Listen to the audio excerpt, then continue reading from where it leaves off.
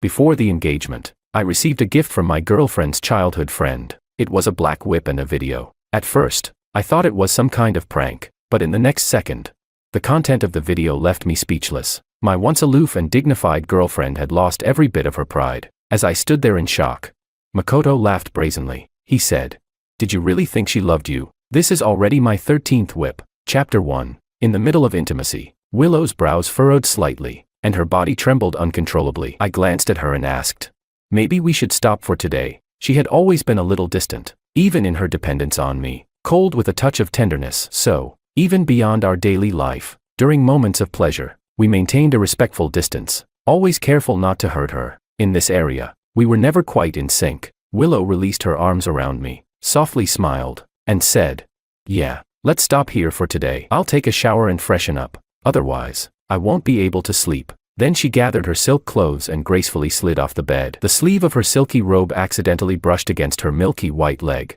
tracing an arc. She stood up, beads of sweat on her jade-like back glistening under the light, as she floated into the bathroom. After a while, just as I was drifting off to sleep, I heard the phone ring. Willow whispered something, then gently said to me, "Honey, my dad needs something. I have to step out for a bit, but I'll be back soon." I was too tired, so I nodded absent-mindedly and quickly fell back asleep. I don't know how much time passed before my phone suddenly rang. The sharp ringtone yanked me out of a deep sleep, and I groggily reached for my phone. It was a call from Willow. "Hello, what's wrong?" There was no sound for a long time on the other end. "Hello, hello." After a brief pause, I could hear faint breathing and the continuous sound of something whipping through the air, making crisp snapping noises. I jolted awake. "Willow, what's going on?" A few seconds later, Willow's voice came through. "Nothing's wrong." In the quiet of the night, her voice sounded distorted, with a soft moan of restraint. "Nothing. I just tripped going up the stairs. Honey, I miss you so much." I felt a warmth in my heart,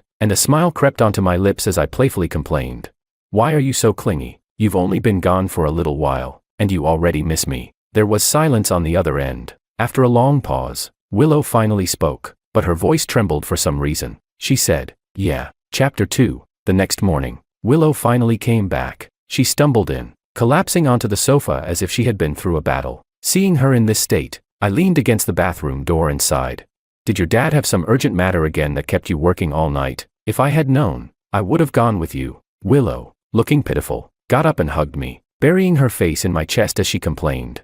"Dad said I rely on you too much. He wanted to use this chance to toughen me up." I was about to speak when my eyes suddenly narrowed. There was a small, conspicuous red mark on Willow's neck, in a rather intimate spot. Noticing my gaze, Willow tilted her head slightly, her slender fingers brushing aside a stray lock of hair as she gently touched the reddish mark. She said, "There were so many mosquitoes at the office last night. I got bitten a few times." Her fingertips pressed lightly, leaving a faint trace. She continued, "It's still itchy. Do we have any anti-itch cream at home?" I hesitated for a moment. The placement of that mark was too coincidental, and the shape made it hard not to think otherwise. But how could that be? Willow and I had been together for so many years, and she had never strayed. She was always devoted to me, so how could she betray me?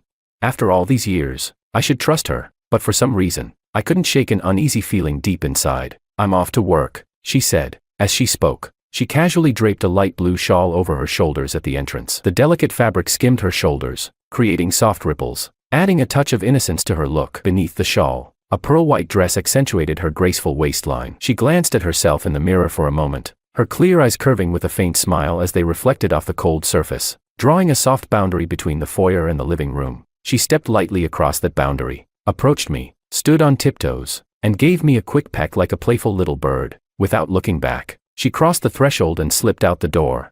After Willow left, I sank into the sofa, lost in thought. A WeChat notification popped up, showing a friend request. The man in the profile picture was someone I knew. It was Makoto, Willow's childhood friend. I was puzzled. Why was he suddenly adding me?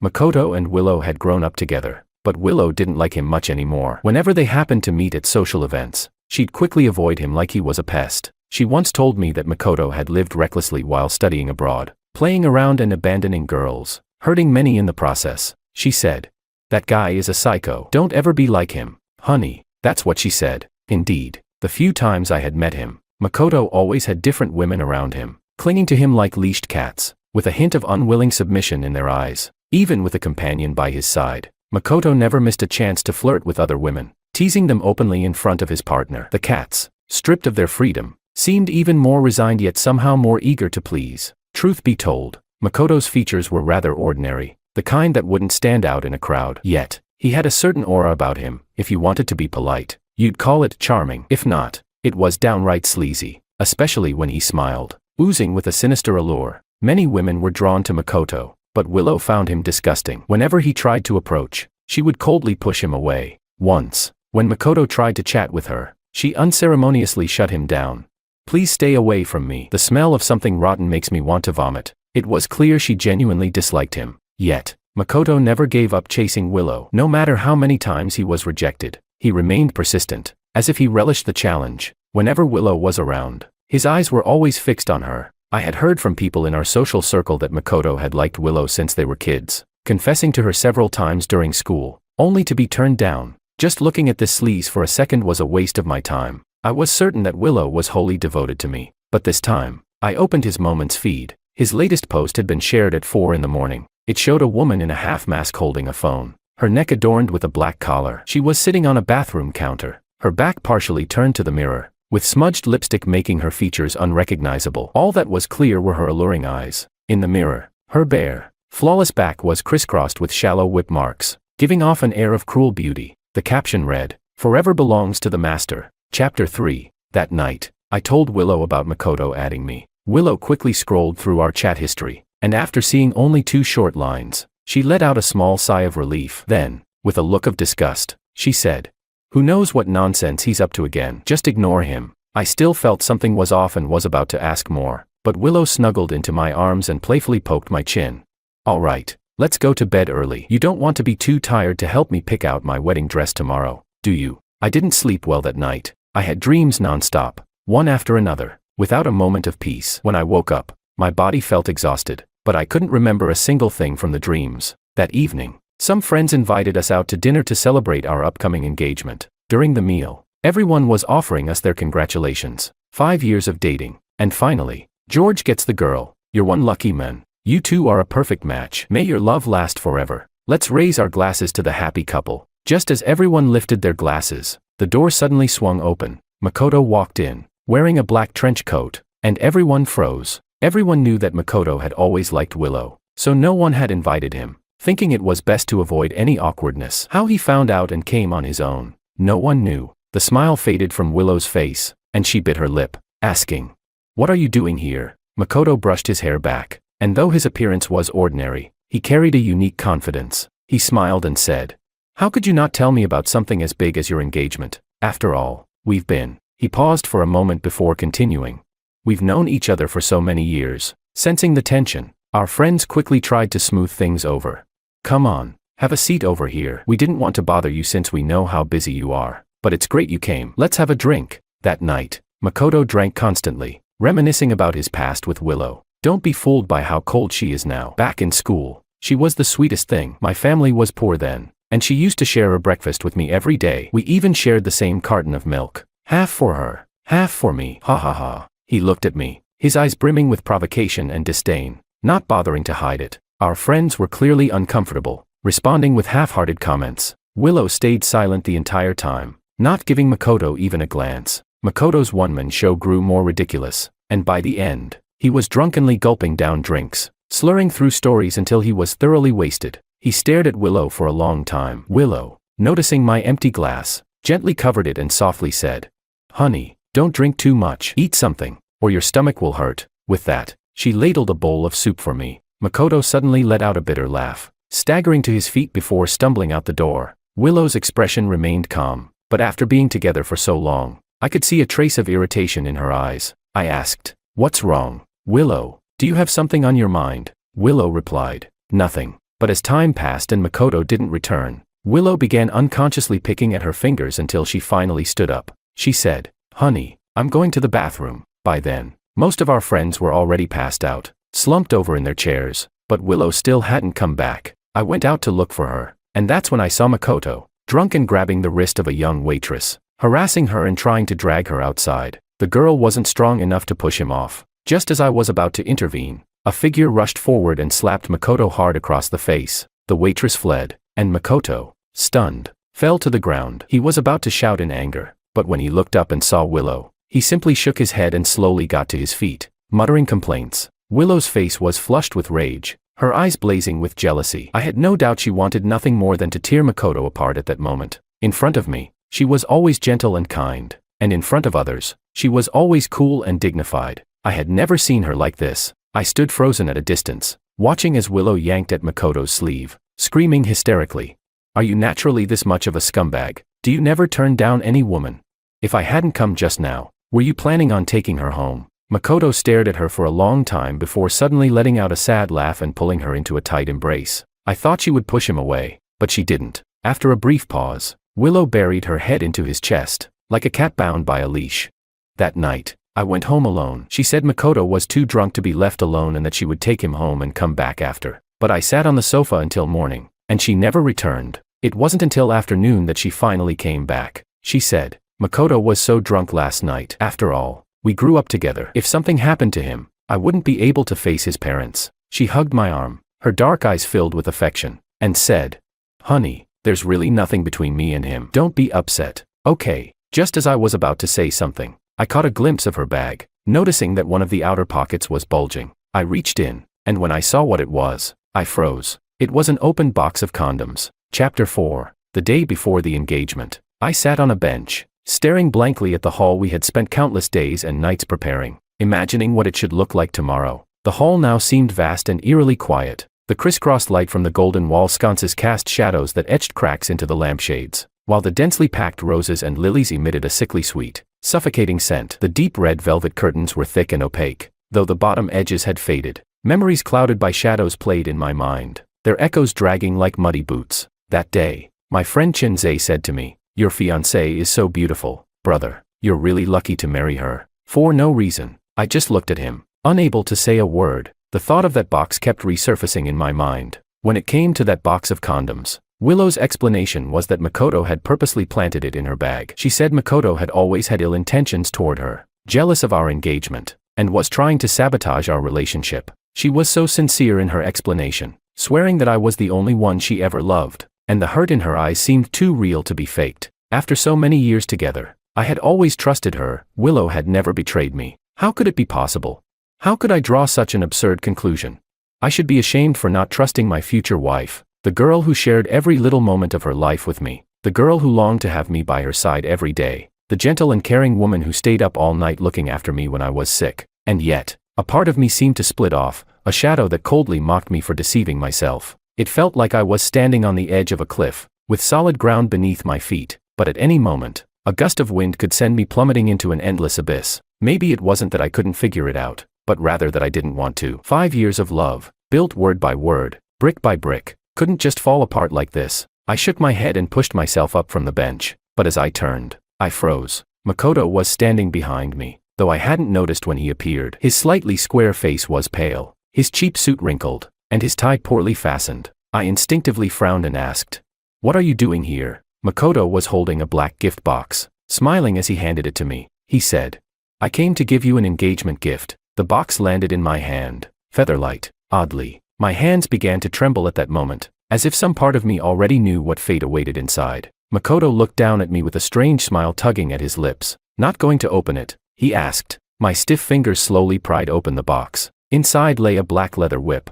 In that instant, my heart became strangely calm, as though all my emotions and thoughts had evaporated, leaving nothing but the sight of the whip in front of me. Makoto said, Do you really think Willow loves you? He leaned on the back of the bench, malice gleaming in his eyes. Every weekend you spend with her, I come by to fix her. You didn't know, did you? My gaze went blank, and I murmured, Impossible. The woman I had shared a bed with for over 1,000 nights couldn't be that kind of person. Makoto chuckled softly and placed his phone in front of me. I knew you wouldn't believe me. See for yourself. He played a video. The screen wobbled for a moment before focusing on a woman wearing a mask. The mask was removed, and there it was, the face I would recognize even if it were turned to ashes. It was Willow. The same Willow who kissed me every morning. Now, she was a fragile, submissive figure, as vulnerable as meat on a butcher's block, with none of the person I knew in sight. Makoto rolled up his sleeves, the whip whistling through the air, and Willow, her face flushed, looked intoxicated by it all. The whip in Makoto's hand was the same one that now lay before me. I don't know how much time passed, but eventually, Makoto moved in front of Willow, his face twisted with a cold excitement. Looking down at her, his voice was indifferent as he asked, "Still going to argue? Still going to stop me from seeing other women?" Makoto removed her restraints. Willow looked up at him obediently, her voice trembling as she replied, "No more arguing. Makoto can see as many women as he wants." Makoto watched her for a moment, a smile of satisfaction spreading across his face. He patted Willow's cheek and said, "Good girl." Makoto turned off the phone and pointed at the box. "Do you really know her? Do you know her fetishes?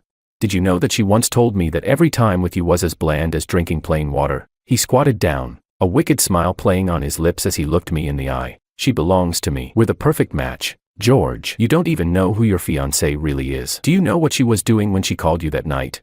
I don't even need to say it, do I? That call was just part of our game. That night, after I took her home, I was furious that she tried to stop me from picking up another girl. You saw that box, right? I only have one left." He narrowed his eyes. "Smug. You were never supposed to be with her. I'm the one who..." He was cut off. The door swung open, and Willow froze when she saw the whip in my hand. I stiffly raised my head, snapping back to reality. I tasted the metallic tang of blood in my mouth. I wiped my lips and looked down. My thumb was covered in blood. At some point, I had bitten through my own lip. Chapter 5. In the next second, I turned and punched Makoto square in the mouth. He staggered back but, instead of getting angry, he laughed. Willow ignored him and rushed over to grab my arm. Panicked, she said, "Honey, listen to me. Let me explain." I flexed my fingers a couple of times, then looked at her calmly and said, "All right, explain." Willow opened her mouth but no words came out. Suddenly, Makoto grabbed the table and started dry heaving, his face turning deathly pale. Willow's face flushed as she yelled,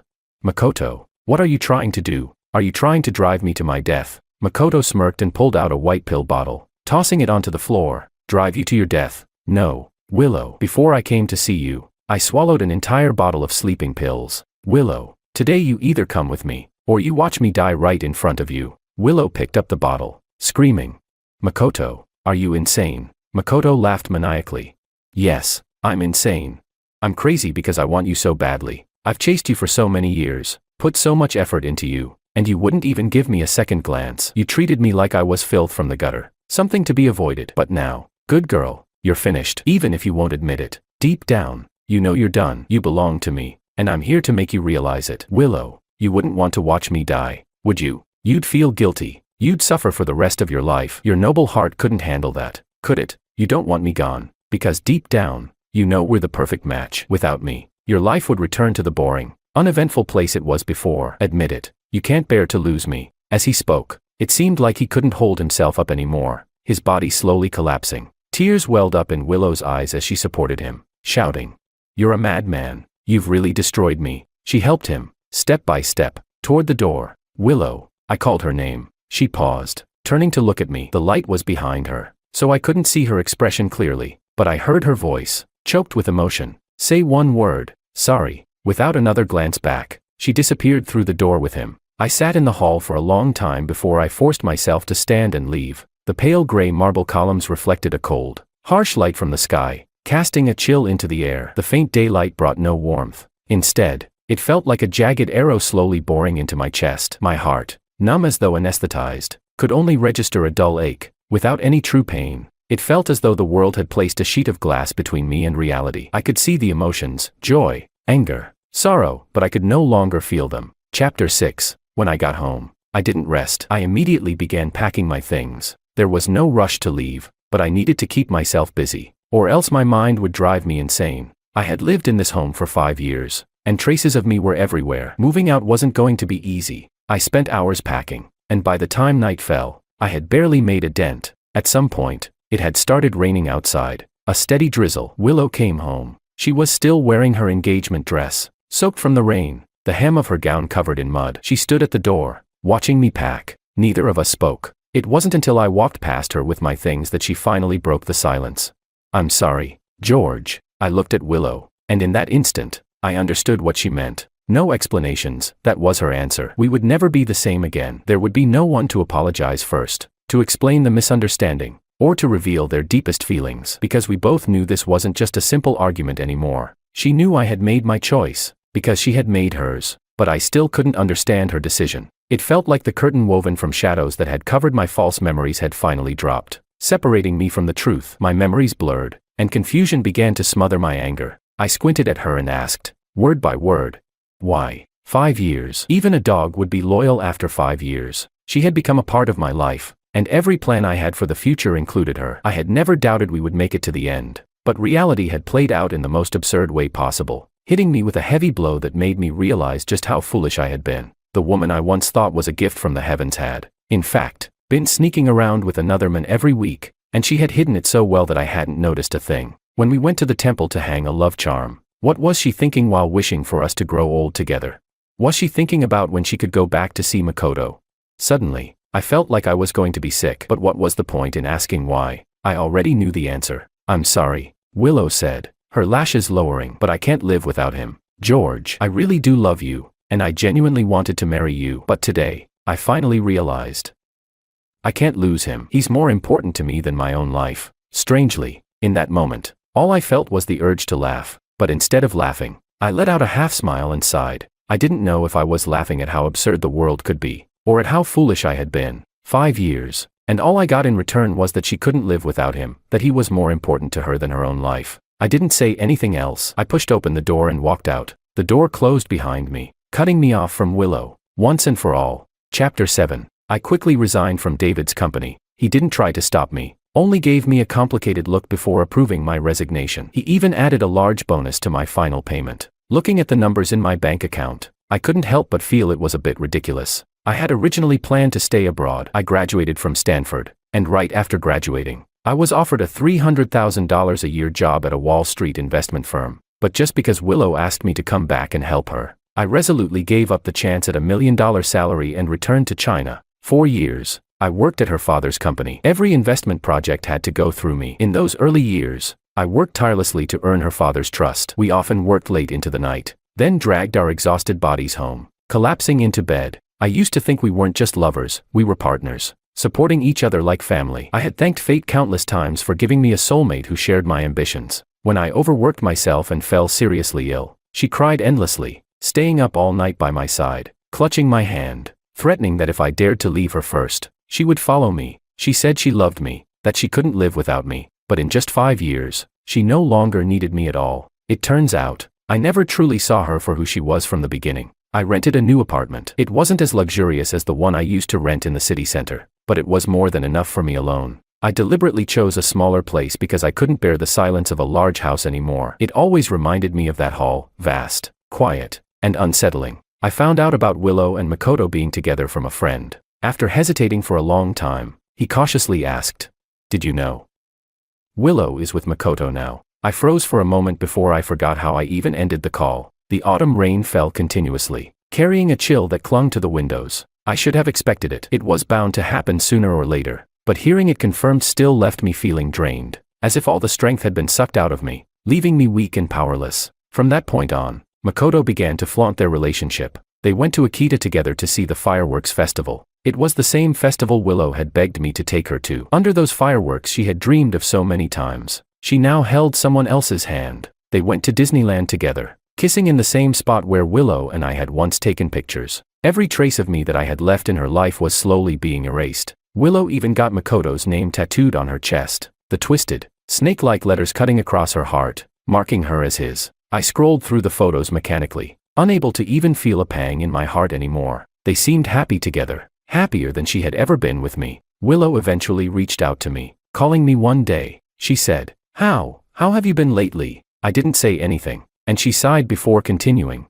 "George, I'm really sorry. I want to make it up to you. Just tell me what you want, and I'll do anything for you." I knew she wasn't lingering out of affection. She just felt guilty, looking for a way to soothe her conscience so she could move on. It was strange, only a few days had passed since we broke up, yet her voice sounded so unfamiliar to me. I couldn't even remember the soft tones she used to speak to me with. All I could recall was the odd, distant sound she made in that video. Maybe it was because I hadn't eaten, but my stomach suddenly lurched. I practically crawled out of bed, rushing to the bathroom, where I vomited uncontrollably. After what felt like an eternity, I finally stood up, feeling as though I had thrown up everything inside me. In the mirror, my pale face was drained of all color, except for my red, bloodshot eyes. On the other end of the phone, Willow's concerned voice asked, "George, are you okay?" But the next second, I heard Makoto's voice. "Willow, I see you still haven't learned your lesson. I slumped against the wall and hung up. Then, I pulled out the SIM card from my phone, tossed it into the toilet, and flushed it away with everything else.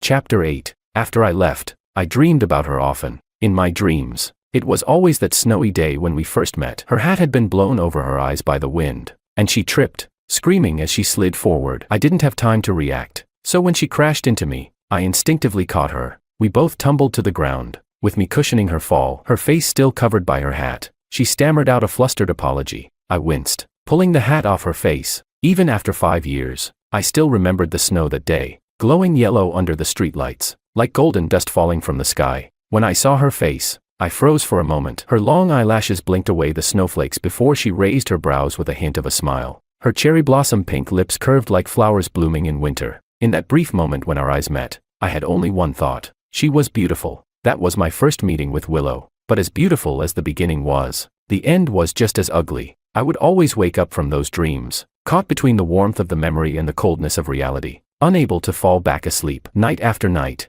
I lay awake until morning. I began suffering from insomnia, unable to sleep at all. Eventually, I started dreading the arrival of night. I couldn't stop myself from wondering what Willow and Makoto were doing at that moment, and it drove me mad with anger. I knew I was sick, but there was nothing I could do. Willow's betrayal felt like a knife lodged in my chest, pinning me to the cold, icy ground. All I could do was watch as the warmth drained from my body, my blood slowly freezing until only my heart remained encased in ice and blood.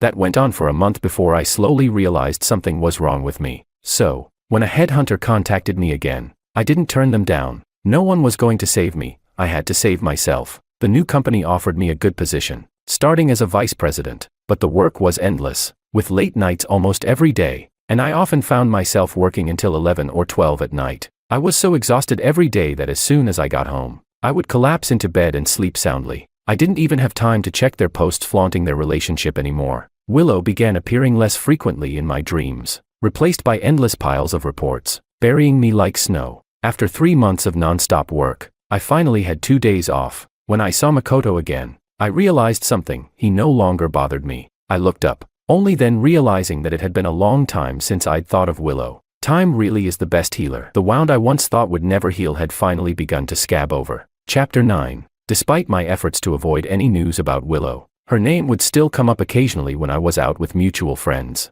Someone asked, "Aren't they supposed to get engaged soon? They've been together for a while now." I heard from a friend at the jewelry store that Makoto is having a custom diamond ring made. Another friend, who was closer to them, scoffed, "Yeah, right. Willow's practically being tortured to death by him. I doubt they'll last much longer." The first person asked, "Why?" The friend glanced at me, sighed, and said, "Because of Makoto's near-obsessive control. Anyone who's ever been with Makoto has been driven to the brink. The only time you get a break is when he's bored of you. Don't let his affairs fool you. His girlfriends don't have the same freedom. He strips them of every ounce of it, even forbidding them from speaking to other men. His control over women is suffocating. If Willow steps out of his sight, he follows her through the phone, humiliating her at every turn. I remember once, in front of all of us, he publicly humiliated Willow. She was on the verge of begging for mercy, but he wouldn't let up. He accused her of wanting to meet with us just to hook up with other men. He told her if she ever met with another man without his permission again, he'd make her life a living hell. The guy's a lunatic. Willow looks like she's wasting away. Her face is hollowed out. Honestly, she brought this on herself. I hadn't expected things to turn out like this. When I checked Makoto's social media again,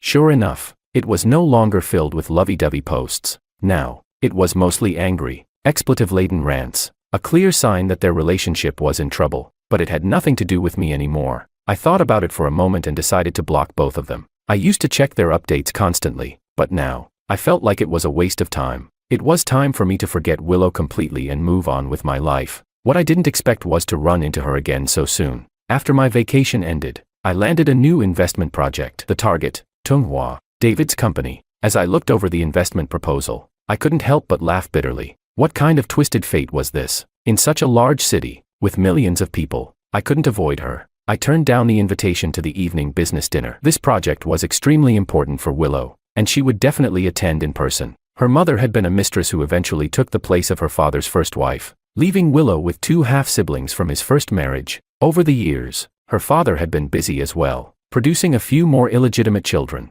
Originally, our engagement had been something her father had greatly approved of. He had hinted more than once that he intended to leave the company to the 2 of us, for the sake of our future. We worked tirelessly, expanding the business, working late into the night. Even after I left, Willow never gave up on that dream, but without my oversight, the branch she took over invested in a failed project, leaving them unable to recover funds, and the company's cash flow nearly collapsed. Now, she was desperate for this money to save her company, but I had no intention of seeing her. I thought the dinner would last late into the night, but only 2 hours later, my colleague stormed back, fuming. That Tunghua company is completely out of its mind. What happened? I asked. Looking up, my colleague slammed the investment proposal onto the table, his face flushed with anger. Everything was going fine. Willow seemed professional enough, but her phone kept ringing, and she wouldn't answer it. Halfway through the meal, Mr. Zhang went to the restroom, and I sat next to her to discuss the next steps in the investment plan. I had barely spoken a few words when her boyfriend burst in,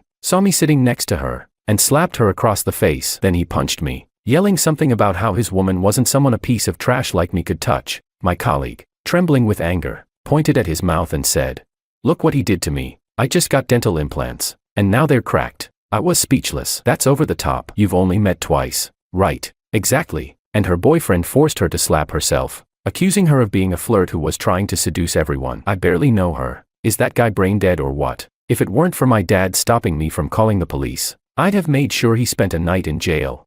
In the end, the investment in Tunghua was withdrawn. The colleague Makoto had hit wasn't just anyone, he was the son of the chairman. The chairman had insisted his son start from the bottom to learn the business before eventually taking over. Since the chairman knew David, they didn't pursue legal action, but the investment deal was dead in the water. No matter how much Willow tried to salvage it, it was no use. Her company's cash flow collapsed completely, nearly leading to bankruptcy. In the end, it was David who stepped in to save it. From the time I called off the engagement until now, David had grown increasingly disappointed in Willow. He had only given her a chance because he believed in our future together. But now, it was clear Willow wasn't capable of handling the responsibility. David brought his son and daughter from his first marriage into the main company, clearly preparing to groom them as his successors. Willow lived in constant fear of being kicked out of the family, doing everything she could to curry favor with David. After begging and pleading, she finally got another chance to pitch for investment. And that's how we ended up meeting again. Chapter 10. When Willow and I saw each other again,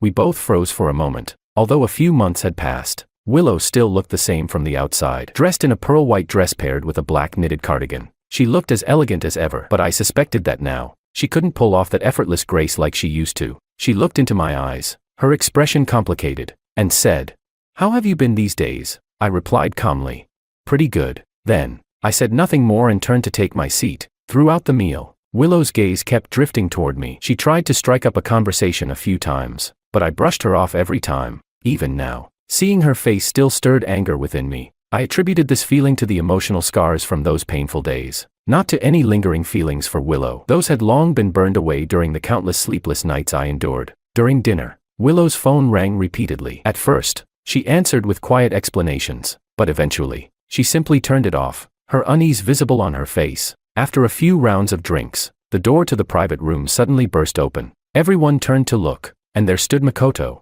flanked by 4 or 5 women in skimpy dresses, their bodies covered in tattoos. Willow's face turned pale as she stood up, grabbing his arm and pleading, "What are you doing here? Makoto, please, just go home." "Okay." Makoto shook off her hand and said, "You're a girl eating with so many people. It's not safe. Isn't it only right that I come help you drink a few rounds, or what? Did you do something you're afraid I'll catch you at?" His eyes scanned the room and landed on me, a mocking smile and anger flickering across his face. "Oh, I see. So you're sneaking off to meet your old lover behind my back." The vice president sitting next to Willow squinted at Makoto, rubbing his chin with a playful smile. Before Willow could say anything, he gestured to a chair and said, "Mr. Ito, please, have a seat." Makoto shot me a glance, then smirked as he wiped his nose and crossed his legs, settling into the chair. The women giggled as they draped themselves around the back of his seat. Makoto said, "Sorry for the scene. Willow is my fiancée." The people at the table were all seasoned business professionals. They greeted him with polite smiles, faces unchanged.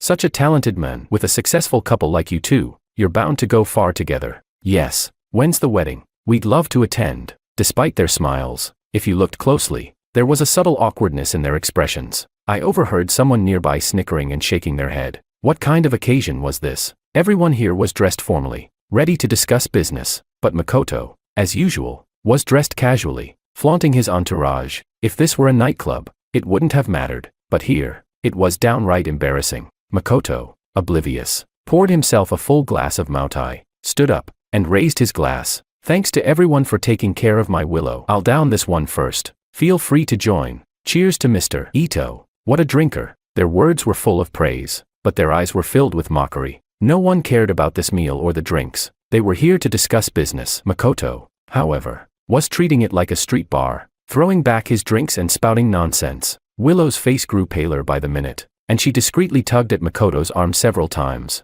Enough. Please go home. Okay. Makoto didn't care. He only knew that Willow was here to secure an investment. So he used his usual tactics, going around the table to toast each person. After 10 or so drinks, it was clear he was drunk. He staggered, barely able to hold his glass, but still wore a goofy smile as he started addressing the executives like old pals. Brother, let me tell you, I'll down this drink for you. He leaned in close to one of the executives, whispering, Brother, if you like any of these girls, just let me know. All I ask is that you keep looking after our business. Heh. If you're up for it, I can send them all to your room later. The executive, a man with a beer belly, glanced nervously at his wife sitting next to him. She maintained a graceful smile as she interjected.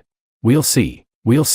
Makoto downed his glass in one gulp, then stumbled over to the next person. When he passed by me, he didn't forget to shoot me a taunting look. The message in his eyes was clear. Not only had he taken Willow from me, but he was also positioning himself as David's favored future son-in-law, ready to rake in more investments. I chuckled quietly and turned to look at Willow. Her face was beyond pale. It was completely drained of color. Tonight, she had thoroughly humiliated herself. Everyone here now knew exactly what kind of man her fiancé was, and naturally, they would question what kind of person she was, too. Although everyone kept up appearances, lavishing praise, when it came to discussing the investment, they all started making excuses about financial constraints. Even the two companies that had nearly closed deals suddenly changed their tune. No one told Makoto how embarrassing his behavior was. Everyone watched him like they were enjoying a joke, letting him drink more and more until he was so drunk he collapsed into a chair. The dinner ended, and people gradually left, ignoring Makoto, Willow included. Makoto eventually began vomiting, but nothing came out,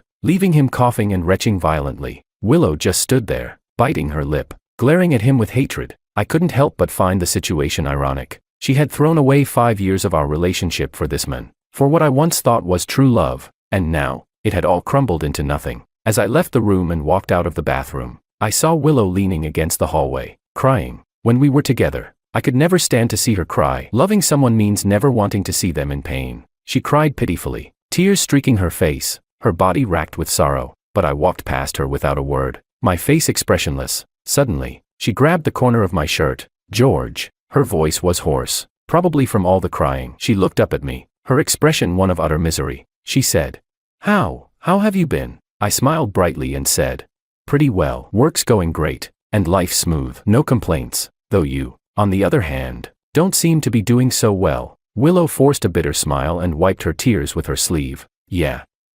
I haven't been doing well. I thought being with Makoto would make me happy. When I was with you, I was always pretending to be the kind of wife you wanted. You were rational, driven, always working hard for the both of us. No matter how busy or tired you were, you always made space for me in your heart, letting me rely on you completely. You were like the perfect husband everyone dreams of, but you always had this tension, this distance that made me feel like I had to keep up a facade. I knew you wanted a gentle, kind, and caring wife, so I never dared to show you the real me. I was afraid that if you saw how flawed I was, you'd stop loving me. But Makoto, he's different. He's carefree, bold, not bound by societal norms. With him, I don't have to pretend. I thought being with him would make me happier. But now, I don't understand why I've only grown more miserable. I fell silent. Anyone could see why she was suffering. If you want to embrace recklessness, you have to be prepared to pay the price. Everyone has the freedom to choose, but they must also bear the consequences of those choices. If Makoto could shamelessly destroy someone else's relationship and mind,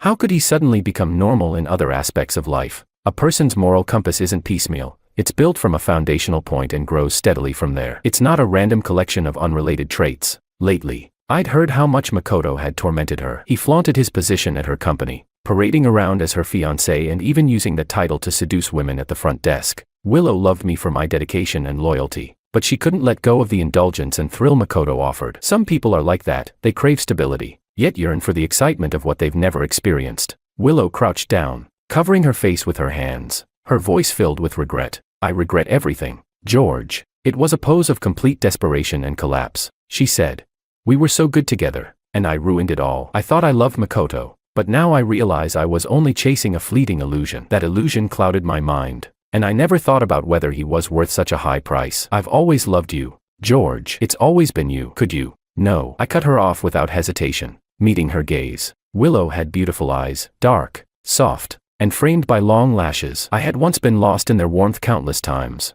but now, they only made me feel sick. I said, "Don't disgust me, Willow." Willow's face went pale. I stepped past her and walked away. Chapter 11. Willow quickly broke up with Makoto. A friend mentioned it to me with a gleeful tone. "I told you they wouldn't last. Just look at Makoto, always fooling around, acting like a complete mess. Whoever marries him has to be blind. And you treated her so well back then, working yourself to the bone for her. Are all women like this? They don't want the guy who's committed and kind. Instead, they fall head over heels for the one who tortures them to the point of misery." I cut him off. I don't really want to hear about them anymore. Let's talk about something else. There was a time when I couldn't get over it, but after seeing Willow the last time, I realized I had moved on. That woman was never the one I truly loved. What I had loved was just a fantasy she had crafted. Still, the fact that Willow and Makoto broke up didn't sit right with me. Makoto was so obsessive. I doubted he'd let go so easily. Sure enough, a few days later, my phone exploded with messages from our group chat. I glanced at it and saw that they had posted screenshots of Makoto's social media posts. Damn, George, check out what Makoto posted. This guy is insane. In the screenshots, Makoto had uploaded dozens of photos of himself and Willow. The content so explicit it left nothing to the imagination. Strange devices, bizarre acts, things I had never even heard of. He'd written a long post to go with the pictures. The content as twisted as the images. The background to all this. Makoto and Willow had entered middle school together at the age of 13. The immature girls formed cliques and began picking on those who didn't fit in. What started as gossip quickly escalated into insults, and then into physical bullying. Willow, being the daughter of a mistress, became the target. Makoto wrote, "Willow, we've known each other since we were kids. Maybe you've forgotten what happened when we were 13, but I never will. You were cornered, slapped until your face was swollen, and it was me, who stood in front of you. I didn't move. Even as they kicked and punched me, I became their new target, willingly taking the beatings, even ending up in the hospital multiple times. But I also remember how you started trying to please them. The more they bullied you, the more you admired them. You even became part of their group, giving them money, running errands for them, and when they hit me, you laughed along with them. To you, I was nothing more than gutter filth, just like those girls said. And they turned me into this monster. They've paid for what they did, but you'll never escape me. Not in this life. I'll die before I let you go." The post ended with 3 menacing exclamation marks, and even through the screen,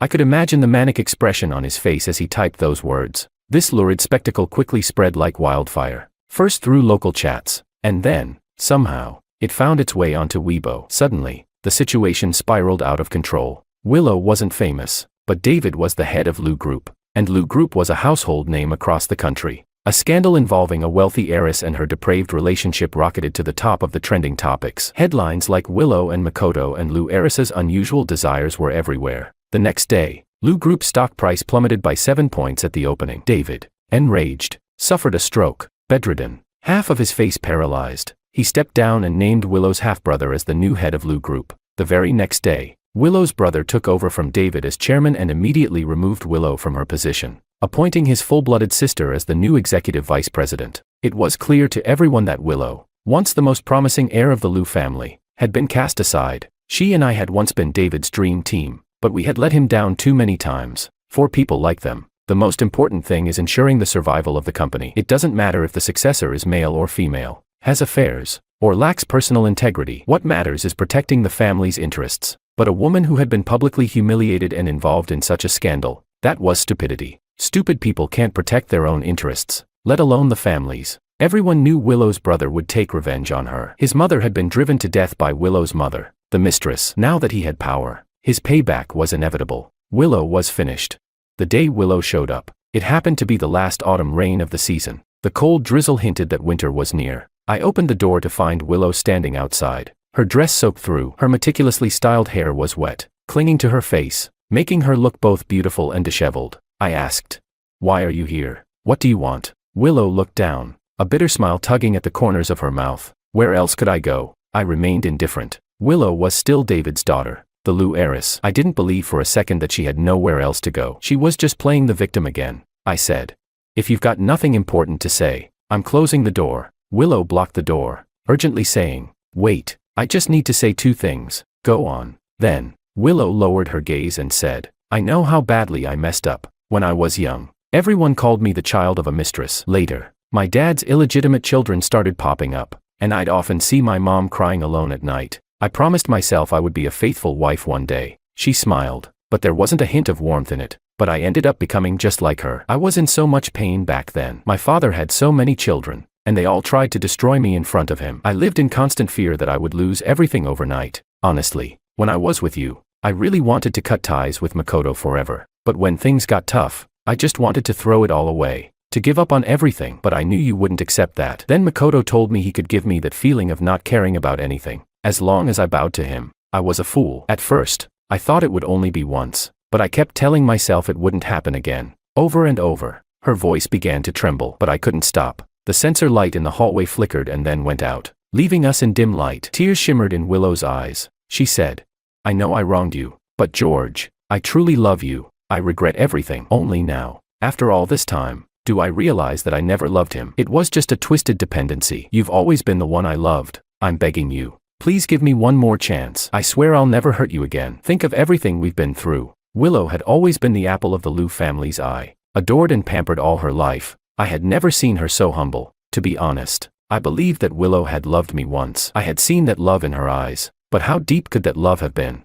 She had chosen Makoto over me, the man who had dragged her into darkness. She had come to me only after all her indulgence had left her empty. Her love was too cheap. The truth was, she had only ever loved herself. Willow reached out to take my hand, but my eyes landed on the marks on her wrist. Red scars stood out starkly against her pale skin. I froze and took a step back. What are those? I asked. Chapter 12. Things didn't end as quickly as I had expected. In fact, they escalated to an even more dramatic level. Netizens, with their incredible sleuthing skills, uncovered yet another layer of the story behind Willow and Makoto's breakup. My mom works at the city hospital, and word is that the Liu heiress came in for a checkup and tested positive for syphilis. It's already at stage 2. The comment section was filled with responses. Serves her right, playing around like that. Who else would get it if not her? Then, a familiar avatar posted a shocking revelation. The disease was transmitted by the guy. I know the girl in real life. She had a boyfriend for 5 years, and they were about to get engaged. Their relationship was great until this guy stole her away. But this time, they broke up because they had a fight. The guy got mad, went to a bar with some friends, brought along a bunch of random people, and ended up catching something. The girl had no idea and got infected. At first, she thought it was just an allergic reaction. By the time she found out the truth, it was too late. She checked the bar's surveillance footage, and the guy couldn't deny it anymore. The girl was furious and broke up with him. It's really a story where everyone's at fault, except for her ex-boyfriend, who's just a real victim. I stared at the post for a while before realizing it was from a mutual friend of Willow and me. Back when we had broken up, he had taken my side, angry on my behalf. So, it had to be true. I never imagined the situation was like this. The internet exploded. 4 days, both Willow and Makoto were trending, with people condemning their messy, immoral lives. Friends around me were talking about it too. They were socially dead. The last time I saw Makoto was at the hospital. I was visiting a friend who had been hospitalized, and when I opened the door, I barely recognized the person lying there. In a cramped 6-person ward, each patient had family surrounding them, offering comfort. Only Makoto was huddled in a corner, completely alone. He had lost so much weight that the hospital gown hung loosely off him, his collarbone sticking out sharply, despite being wrapped tightly in his clothes. His exposed skin was covered in red sores, some even ulcerated. Once so arrogant and full of life, now he looked like the walking dead, staring vacantly at the ceiling. The other patients looked at him with strange expressions, whispering among themselves. Behind me, I overheard a patient arguing loudly with a nurse. How could you put us in the same room as someone with a dirty disease? Who knows if he's contagious? And who knows what else he has? He's rotten to the core at such a young age. The men spat on the floor, muttering, "What a filthy bastard." Makoto didn't react at all. He remained motionless. It wasn't until I was leaving, after visiting my friend, that he finally spoke. His voice was hoarse, a far cry from the arrogant tone he used to have. "George, I still won." He stared at me with sunken eyes, his cheekbones sharp and ghostly, like a demon crawling out of hell. He let out a rasping laugh. "I got Willow, and you didn't. She'll never escape me, and in the end, I'm the one who won. I won't let her go. Even if you try to get back with her, I'll make sure she never forgets me. I'll always be there, a shadow she can never shake." Looking at him now, I didn't feel anger anymore. Instead, I was filled with a strange mix of emotions, pity and something more complex, a sense of imbalance. This man had spent his entire life chasing revenge. He hated Willow but also loved her in a twisted, obsessive way. She had become the pillar of his life, the only thing keeping him going. It was as if he had never lived for himself, only for others. I calmly replied, "If thinking that makes you feel better, go ahead." Then I closed the door behind me and walked away, his raspy voice screaming after me, "George." There was the sound of something crashing to the floor, followed by more cursing. "Shut the hell up." As I walked down the hall, I spotted a familiar figure at the pharmacy counter. The figure looked vaguely familiar, though drastically different from what I remembered. "Willow," I called hesitantly. The person froze, then slowly turned to look at me. The once bright, soft eyes, like a tranquil lake, were now dull, lifeless. She recoiled, hastily pulling up a scarf to cover her face, and fled as if in terror. I stood there, stunned. Willow had always been cold, aloof, and stunningly beautiful. I had never seen her look so disheveled. Her appearance hadn't changed much, but the energy that had once radiated from her was completely gone, leaving her a hollow shell. After discovering her illness, Willow never came to see me again. Maybe she had finally understood how I felt, or maybe she didn't want me to see her in such a sorry state. I heard that her brother had thrown both her and her mother out of the house,